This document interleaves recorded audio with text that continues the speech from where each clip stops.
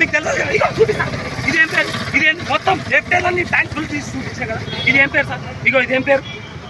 ఇదేం పేరు?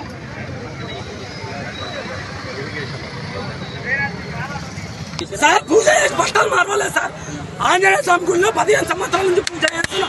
గత 15 years ప్రతి ఎమ్మెల్యే వస్తాడు, ప్రతి కార్పొరేటర్ వస్తాడు, వచ్చి ప్రతి హనుమాన్ జయంతికి వస్తాడు.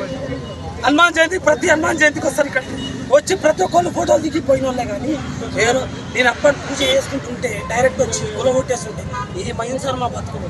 ఏంది సార్ ఇది? ఏడ బతుకుతున్నాం సార్ మేము? 1942లో బతుకున్నామా? 2024లో బతుకుతున్నామా? ఏంది సార్ ఇది? ఇంతనేమో కోర్టుకు నోటీసు, కోర్టును ఆపడం ఏంటి సార్? కోర్టు ఎందుకు ధిక్కరిస్తుంది సార్ పబ్లిక్ ని? అంతే కోర్టు కూడా అంతా ఇదైపోయిందా సార్? అంటే కోర్టును కూడా గవర్నమెంట్ ఇట్లా ఆపుకుంటా రేవంత్ రెడ్డి అంతా పెద్ద మనిషి సార్. మేమంతా అంటే ఓట్లు వేసి గెలిపించిన వాడు ఎక్కడైనా అంతేగా సార్.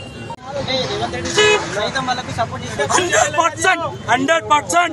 ఎందుకంటే నా కడుపులో బాధ రేవంత్ రెడ్డికి తెలవాలి. ఎందుకంటే ఆయన ఏసీ వేసుకొని 2 kilometer దూరంలో గేట్లు పెట్టుకొని వండుకుంటాడు. మేము అట్లా కాదు. దొంగలు వచ్చినా ఎప్పుడు వచ్చినా అదే గుడిసెలు పడతాం, ఇదే రోడ్డు మీద బతుకుతాం. మేము ఇదే బతుకం అది రోడ్డు మీద. కానీ నీలాగా కాదు కదా, నాలాగా రోడ్డు మీద రా, ఇప్పుడు రమ్మని వచ్చి చూడమని ఫస్ట్ నా పరిస్థితి చూసి నువ్వు అప్పుడు చెప్పు, అరే నువ్వు కాల్ చేయరా అని చెప్పు. నువ్వు ఎట్లా వితౌట్ నోటీస్